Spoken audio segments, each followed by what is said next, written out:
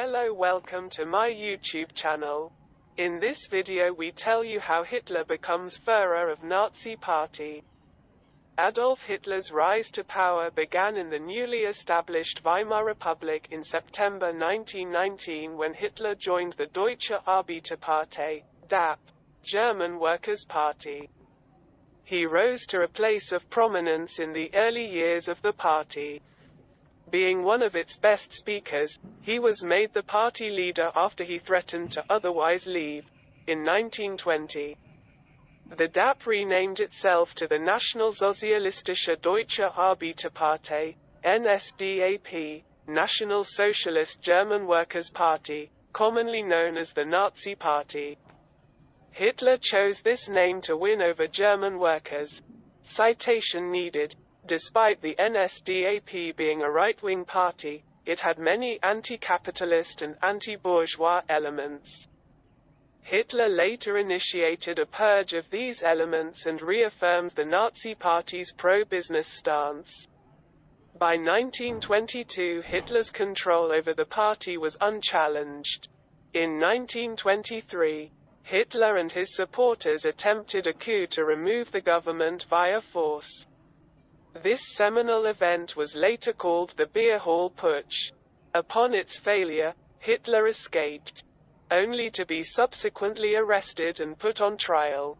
The trial proved to be a blessing in disguise for Hitler, as it garnered him national fame. Hitler was sentenced to 5 years, but he only served 8 months.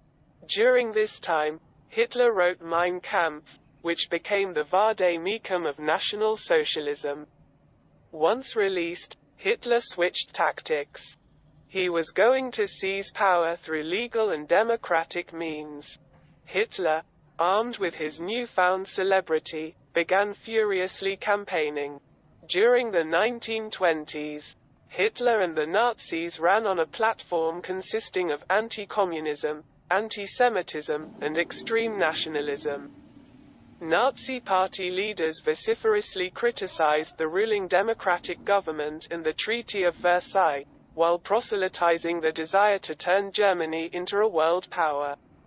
At this time, most Germans were indifferent to Hitler's rhetoric as the German economy was beginning to recover in large part due to loans from the United States under the Dawes Plan.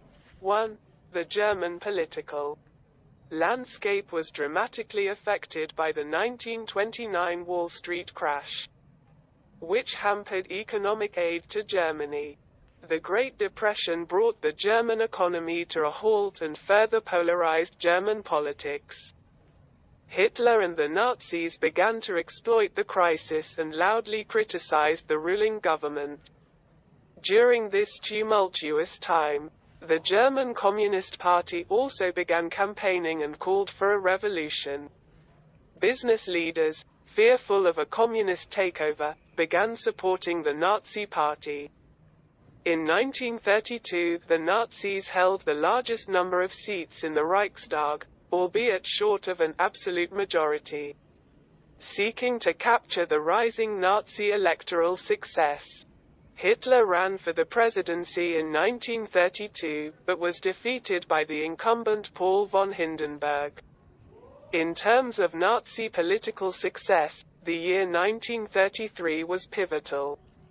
Traditionally, the leader of the party who held the most seats in the Reichstag was appointed Chancellor.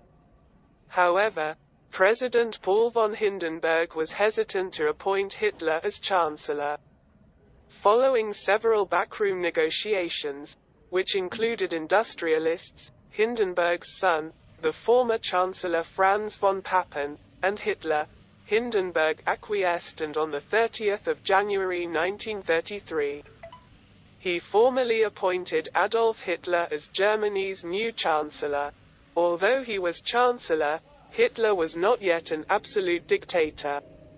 The groundwork for the Nazi dictatorship was laid when the Reichstag was set on fire in February. Believing the communists were behind the arson, Paul von Hindenburg passed the Reichstag fire decree, which severely curtailed the liberties and rights of German citizens. Using the decree, Hitler began eliminating his political opponents.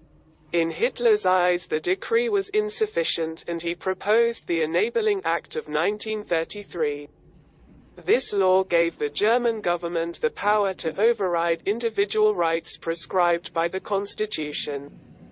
The law also gave the Chancellor, Hitler, emergency powers to pass and enforce laws without parliamentary oversight. By April, Hitler now held de facto dictatorial powers and ordered the construction of the first Nazi concentration camp at Dachau for communists and other political opponents.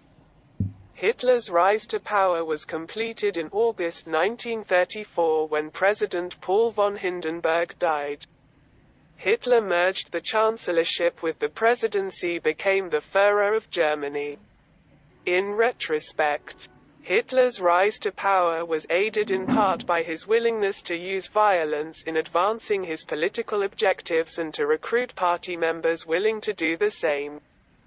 Furthermore, Hitler went out of his way to seek financial support from wealthy businessmen, without whose support his assumption of power would have been impossible. 2. Hitler framed their partnership as an essential factor in defeating the rising threat of communism. The party engaged in electoral battles in which Hitler participated as a speaker and organizer. Street battles and violence also erupted between the Communists' Rotfrontkampfverband and the Nazis' Sturmabteilung, SA. Once the Nazi dictatorship was firmly established, the Nazis themselves created a mythology surrounding their rise to power. German propaganda described this time period as either the Kampfzeit, the time of struggle, or the Kampfjahre, years of struggle.